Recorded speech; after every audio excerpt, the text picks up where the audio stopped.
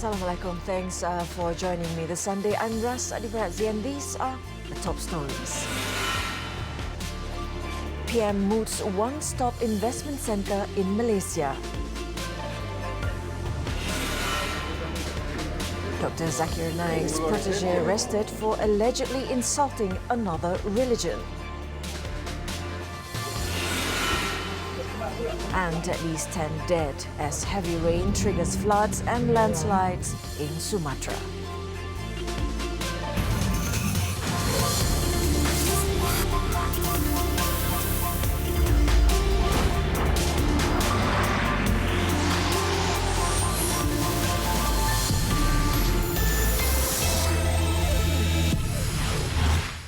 A freelance Muslim preacher who is also the chairman of a Perlis-based non-governmental organisation was arrested early today for allegedly causing disharmony. The man, said to be a protege of Indian preacher Dr. Zakir Naik, had allegedly made insulting remarks against another religion and was detained following several reports launched against him on Saturday. Perlis Police Chief Senior Assistant Commissioner Datuk Nur Musha Muhammad confirmed the 2:30 am arrest of 34-year-old Muhammad Zamri Vinoth Kalimutu at a restaurant in Arau.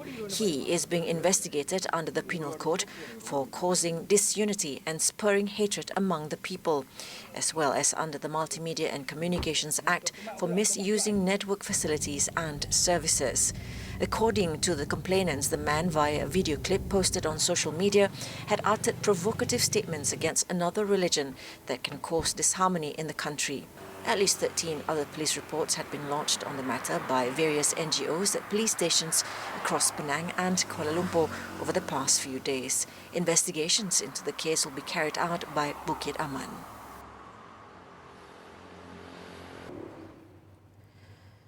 In Selangor, police nabbed 13 individuals in an ops chantas raid at the Slang wholesale market yesterday. This was following allegations of extortion being carried out on traders. Among those arrested was a 49-year-old local believed to be the caretaker of the illegal stalls at the market. Kuala Lumpur CID Chief Senior Assistant Commissioner Rutsi Muhammad Isa said the man was being probed under the Penal Code for allegedly extorting money from the traders. The suspect would also be investigated to determine whether he was involved with gangsters. In the operation, authorities also picked up 12 traders, 6 of them locals, while the rest foreigners.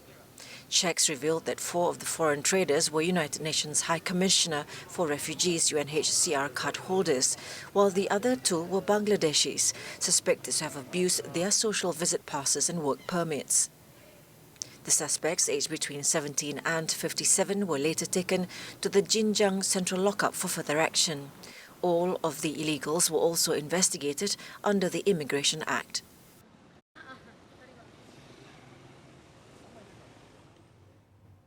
The Terengganu Malaysian Maritime Enforcement Agency, MMEA, has detained 6 Vietnamese fishing boats with 63 crew members, including the skippers, within 2 days of its operation. The value of the 6 boats, the 3 tons of catch, 7,000 litres of diesel, as well as fishing equipment that was seized, was estimated at 6 million ringgit.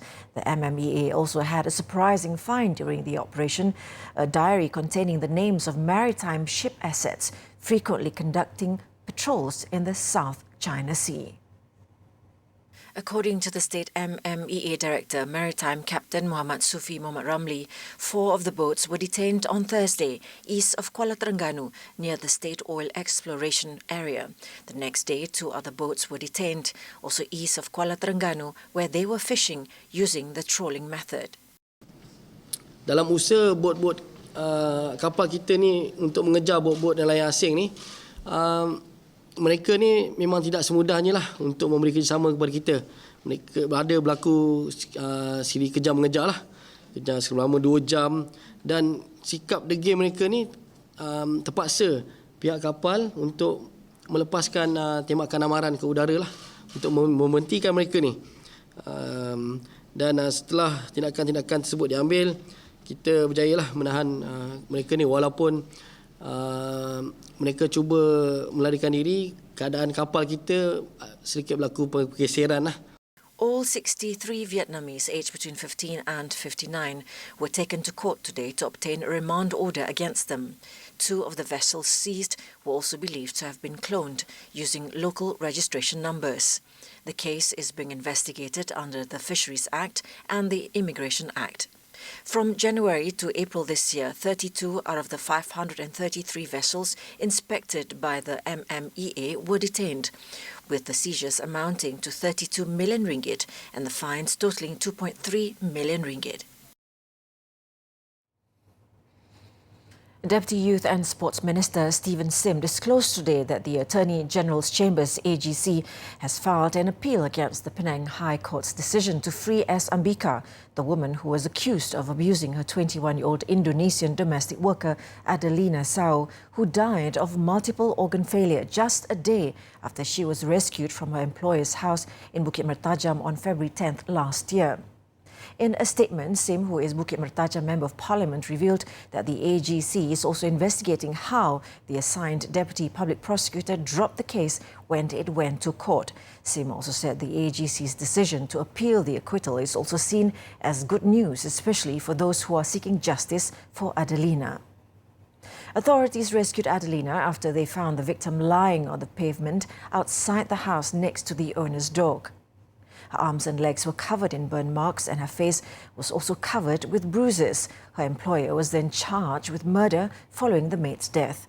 On April 18 this year, Ambika was acquitted by the High Court after the DPP decided not to pursue the case, a move which sparked outrage across the nation.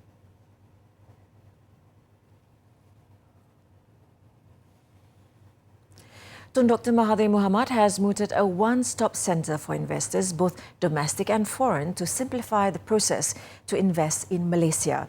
The Prime Minister, who attended China's Belt and Road BRI summit in Beijing, said the Chinese investors he spoke to want to see a one-stop investment centre, where their business plans and proposals only need the approval of just a sole authority.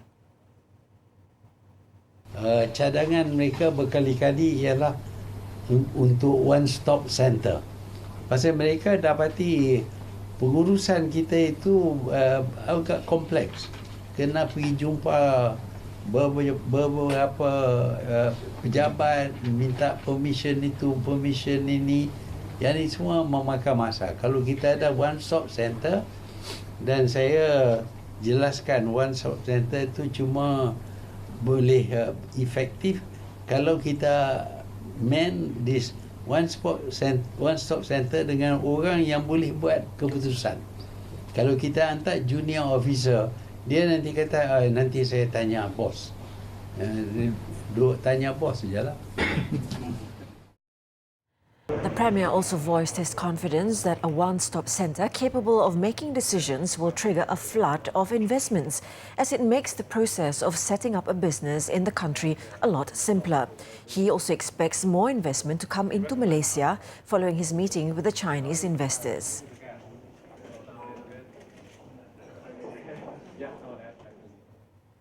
Meanwhile, Tun Dr. Mahathir stressed that a Prime Minister cannot be simply changed and that only the people can change him with their votes. The Premier said this when was commenting on a video of Johor Crown Prince Tunku Ismail Ibrahim as saying that the Prime Minister should be changed. Dulu kita ingat pada satu masa dulu ada TMJ yang telah ditukar dululah bagi kepada adik dia, TMJ itu. Jadi TMJ boleh tukar. Perdana Menteri cuma rakyat saja boleh tukar. Bukan nangoi-nangoi yang ingat kata dia orang besar. Dia bukan orang besar. Dia orang kecil. Kalau dia nak boleh undi, undilah bagi saya jatuh. Salam sejahtera. Tun Dr. Mahathir was speaking to reporters at a Malaysian media press conference in Beijing at the end of his second visit to China since becoming the 7th Prime Minister.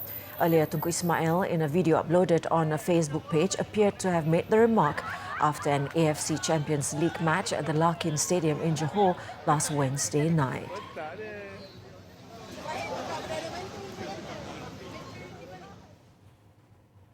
Finance Minister Lim Guan Eng said today that the government is clean, which will ensure that the outcome of every ringgit spent can be seen by the people. With the change, the people would see the differences in development which is carried out in a clean manner for the prosperity of the people.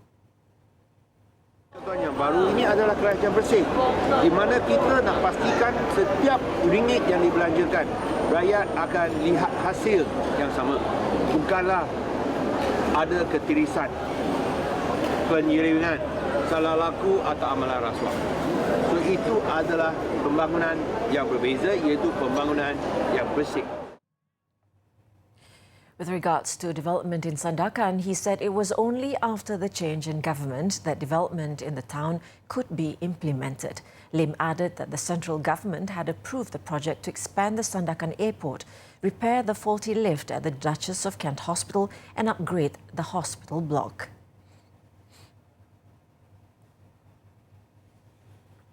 More employers are encouraged to hire ex-convicts.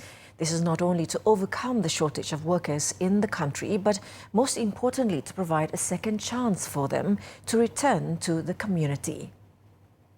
Human Resources Minister M. Kulasegaran said that providing career opportunities to ex-convicts would give them hope to continue living as soon as they are released. Kita haraplah memberi peluang. Ini satu perkara yang kita perlu ambil kira kerana kita pun kekurangan pekerja di negara ini. Kita sekarang full employment. Hanya 3.3% yang tidak mendapat, tidak ada kerja. The full employment is below 4%. So we need workers, and I think you must try or give an helping hand to these the most vulnerable and lost. Otherwise, they will go back to their profession again. He said this at a media conference after the Labour Day Run and Ride 2019, held in conjunction with the World Day of Safety and Health at the Workplace 2019 in Putrajaya this morning. He also noted that several ministries, including the Youth and Sports Ministry, have started offering initiatives to employers who hire former prisoners. Local newspapers yesterday revealed that nearly 90% of about 300 prisoners from the Kajang prison released each week have become homeless in Chaukit, Puduraya and Kajang after failing to return to their respective families. The challenges to start afresh also have resulted in them returning to criminal activities, including drugs.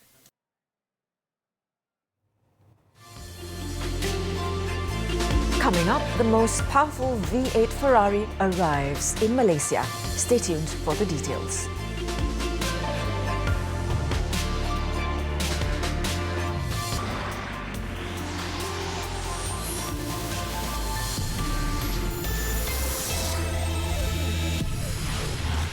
I'm Ras Adiba Radzi and you're still with us on 7Edition. More than 30 individuals have had their statements taken by police over the disappearance of 8-year-old Muhammad Zahiruddin Putra Muhammad Fauzi, who has been missing for a week. Kajang Police Chief ACP Ahmad Zafir Muhammad Yusof said authorities are looking into all aspects, including criminal elements, to figure out the mystery behind the boy's disappearance.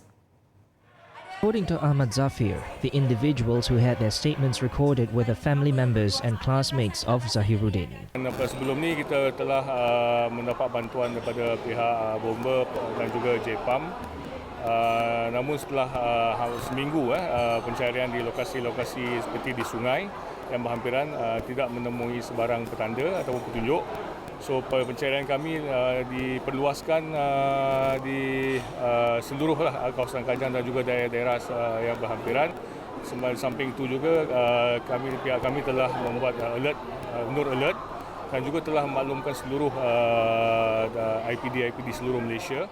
Zafir urged those with information on the missing child to contact the case investigator, Sergeant Farah Nadia Muhammad Hashim, at 012-360-0232 or contact the nearest police station. Zahiruddin was reported missing after leaving his home at a flat in Bandar Sri Putra, Bangi on April 15th. He was last seen playing with his friends at about 8 a.m.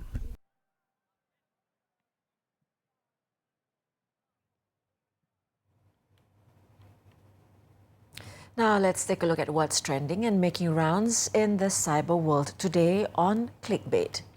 The Avengers Endgame movie is breaking box office records since its first day of screening, as it has been well received by Marvel fans and many cinema goers as well as critics alike. However, it seems that some fans are taking it a bit too extreme. Here's the story. It is no surprise how this cinematic saga by Marvel Studios, which saw a culmination of 22 movies coming full circle in Avengers Endgame, has captivated movie fans across the globe. However, it's quite shocking to see some showing excessive reactions to the film. One of which is a Chinese student who was hospitalized after she cried continuously throughout the movie in Zhejiang on Wednesday. The 21-year-old was still weeping uncontrollably even after the movie ended, causing her to experience chest pains, breathing difficulties, and muscle spasms. She was quickly rushed over to a hospital for treatment and had since fully recovered and discharged. At a shopping mall in the Philippines, fans were seen in a Facebook video uploaded by RM and Rico racing each other running up 2 floors to the cinema to be the first in line to catch Avengers Endgame on its opening day. It was reported that cinema goers didn't have any issues to book tickets online. However, many Filipinos don't have credit or debit cards for online transactions. Fortunately, no one was actually hurt during the rush to buy tickets for the movie.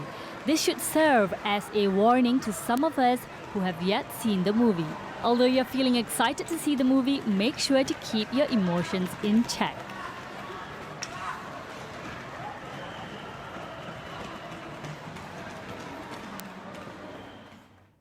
Now, updated as of 7 p.m, here are the top trending topics and searches on the internet today.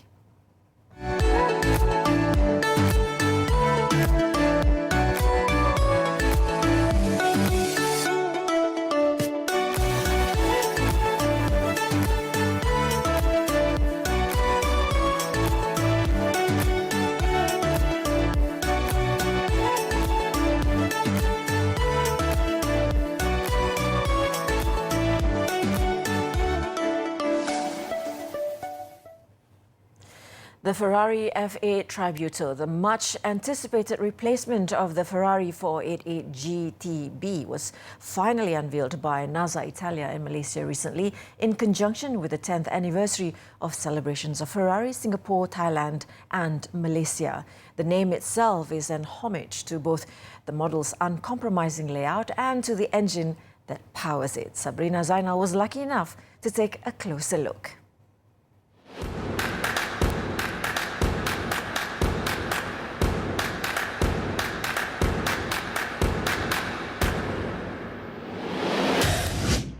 The F8 Tributo has finally landed in Malaysia, the first country in Southeast Asia to officially launch the stunning machine. It's dubbed the most powerful V8 Ferrari ever, all thanks to its 3.9-litre twin-turbo V8 engine, which produces 710 horsepower and 770 Newton-meters of torque. In other words, this beast will glue you to the seat upon hitting that pedal to the metal. It can go from 0 to 100 kilometers an hour in just 2.9 seconds. The new car replaces the 488 GTB and embellishes a number of upgrades with it, starting with the structure itself and with an all-new outfit. The exterior styling showcases elements of a new design language that the company is heading towards. All right, look at this, guys. This is where the air flows through, and that's part of the increase in 10% efficiency of aerodynamics. So that's part of why this F8 Tributo goes faster than the 488 GTB. In addition, the wider and more inclined rear spoiler also increases vertical load, while its flat underbody with new front diffuser increases the aero efficiency and brake cooling, and the rear diffuser maximizes performance in both corners and straight lines. On top of that, weight reduction measures have cut the car's dry weight by 40 kilograms compared to the 488 GTB. These state-of-the-art aerodynamic solutions incorporated into the car's body help ensure that the powerful engine can be fully exploited. Okay, let's get inside here. Okay, so typical of the two-seater Berlinetta, it's not very spacious in terms of headroom, and that's because the engine takes up half of the vehicle. That's why it's called a mid-rear mounted engine. Okay, so steering wheel is smaller in diameter, and that is to make it more tactile and have more agility. And it feels sportier just holding it. Start button is here, and the drive modes are here. And over here we have the 7-inch touchscreen display.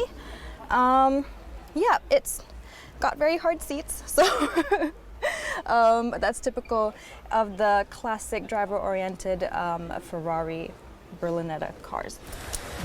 Ras Italia, the official importer and distributor of the Ferrari brand in Malaysia, says the car is bound to elicit excitement among Ferrari aficionados in the country with its breathtaking looks and performance. In terms of the response of this car, I would say even before this car was launched, we have a lot of inquiries and response was very good, I would say. If that's the word, beyond good, then that would be the word, because we have long waiting lists for this car right now. I cannot disclose the amount of people waiting for this car, but the wait is long. The Ferrari F8 Tributo base price starts off at 1.068 million ringgit, excluding duty and customization options. Sabrina Zainal for 7Edition.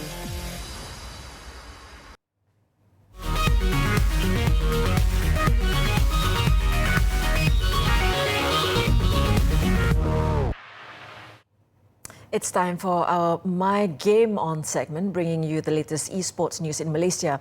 Expex Kejohanan E-Sukan Campus or KIC 2019 drew its curtains as the grand finals at the Sunway Pyramid Ice Skating Rink in Petaling Jaya, Selangor concluded yesterday. The first ever campus eSports tournament in Malaysia saw 48 teams from various higher education institutions around the country competing for a total prize pool of 180,000 ringgit.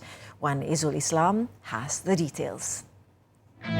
Organised by Media Prima Berhad alongside partners Kitamen, the tournament featured 3 popular game titles: Mobile Legends, Pro Evolution Soccer 2019 and Dota 2.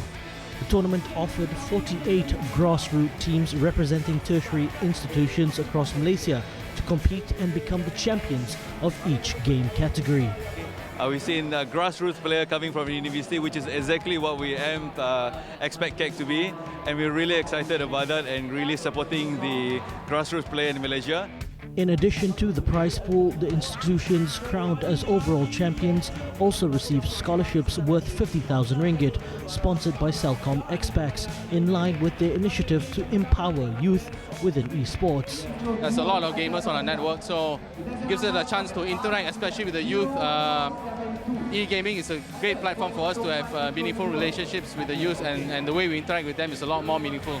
Several activities were also on display to help promote the concept of healthy gaming, for which the Malaysian Digital Economy Corporation, MDEC, supports through their various career opportunity programs. The other aspect of healthy gaming is also getting an awareness around all the careers that you can do out of gaming. Because remember, it's not just about playing the game, but it's also participating in the industry, also looking at different careers that can come out of this. So we're at MDEC are very excited to support this culture of healthy gaming. Team Ultra Instinct from University Kebangsaan Malaysia UKM became champions for Mobile Legends after defeating UMS Skal eSports in the finals, while Team E UKM FC beat Team GLHF from Unicel to earn first place in Pro Evolution Soccer 2019. The Dota 2 champions from IIUM Kuantan, Team KISA, against all odds defeated Team Gang Baskola from MMU Melaka to claim their gold. University Malaysia Sabah, UMS, were awarded overall champions of the tournament and took home scholarship winnings worth 25,000 ringgit. One Izul Islam for 7Edition.